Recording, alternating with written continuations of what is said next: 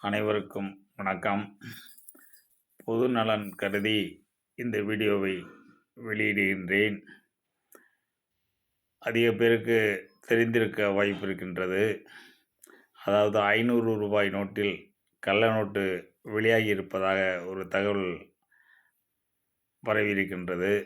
அது வாட்ஸ்அப் குரூப்புகளில் எழுத்து மூலமாக வருகின்றது. அதை நிறைய பேர்கள் படித்திருக்க மாட்டார்கள். படித்து தெரிந்தவர்களுக்கு பிரச்சனை கிடையாது.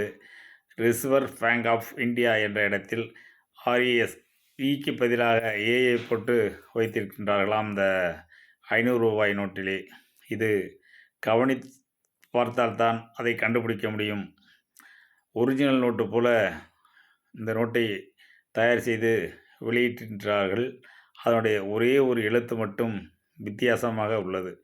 ரிசர்வ் பேங்க் ஆஃப் இந்தியா என்கின்ற இடத்தில் ஆர்இ என்ற இக்கு பதிலாக ஏஐவை அச்சிட்டிருக்கின்றார்கள். அதை வைத்து ஒரு ஒரு சில நோட்டுகளை வாங்குகின்றவர்கள் சிறிது கவனித்து வாங்குங்கள். இல்லை என்றால் அதை நாம் தனியாக ஒரு இடத்தில் வாங்கி அதை கவனிக்காமல் நான் வாங்கிவிட்டால் பிறரிடம் கொடுக்கும்போது இந்த நோட்டு நீ எங்கேருந்து வாங்கினாய், எப்படி உனக்கு கிடைத்தது என்று நம்மளை கேட்பார்கள். ஆகவே ஒவ்வொருவரும் ரூ. 500 நோட்டை வாங்கும்போது மற்றவரிடம் நாம் பெறும்பொழுது அதை கவனித்து வாங்கும்படி பணிவுடன் கேட்டுக்கொள்கின்றேன். நன்றி, வணக்கம்.